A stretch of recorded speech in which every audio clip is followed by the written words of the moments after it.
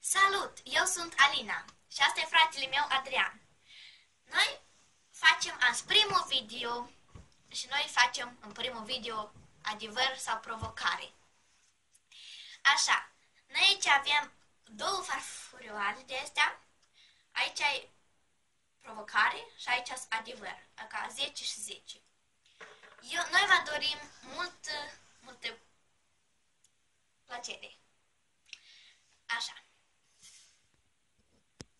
Adrian începe. Adevăr sau provocare? Provocare. Ne-am scris aici pe germană, dar noi o să traducem. Că noi suntem în Elveția.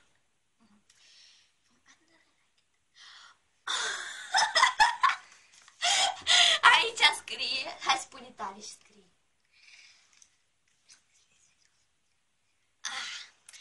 Eu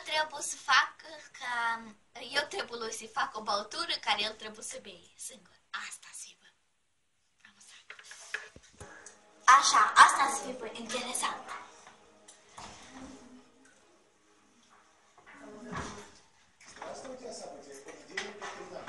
Care el minte.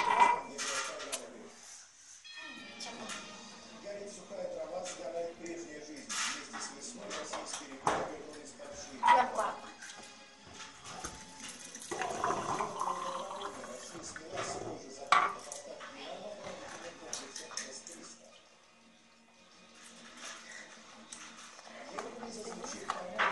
Așa?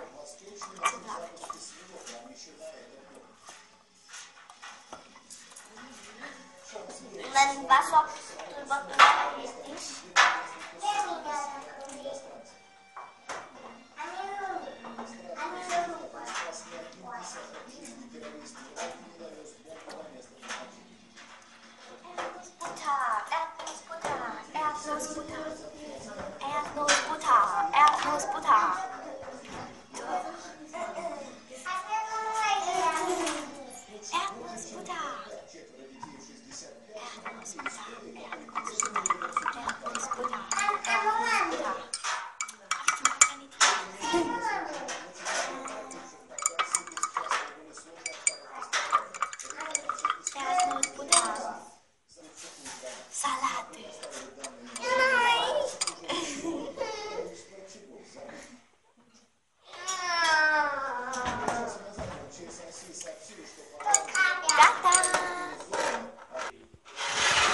Adrianul trebuie să-l beie.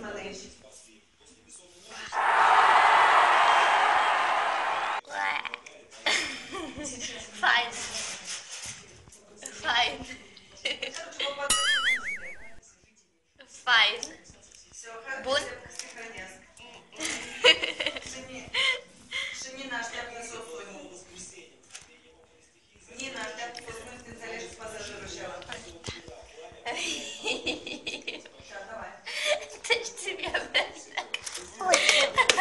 А мы ж... Очень. Okej, dann salat himlen. Salatet är så bra, salatul cată gustul salata. Eu sper că vouă v-a plăcut filmul nostru, că asta noi prima dată am făcut, adică acum, nu, dar sper că vouă v-a plăcut. Asta e de-abia partea întâia. Asta că noi, la mine o leacă camera nu-i bună, scuză și încă pentru degetele astea care au fost ca așa, nu știu cum. Dar așa este camera asta, poate să am una altă, unde să fac și un video mai bun.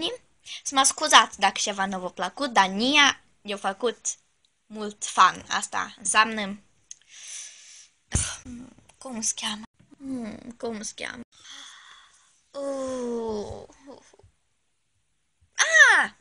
Pentru noi a fost distractiv. Așa a fost, corect. Eu sper că vouă tot v-a plăcut. Vă uitați numai decât partea a doua, că asta e un video mai multe părți. Și vă doresc o zi, o seară, dimineață, ce bine când vă uitați, plăcută.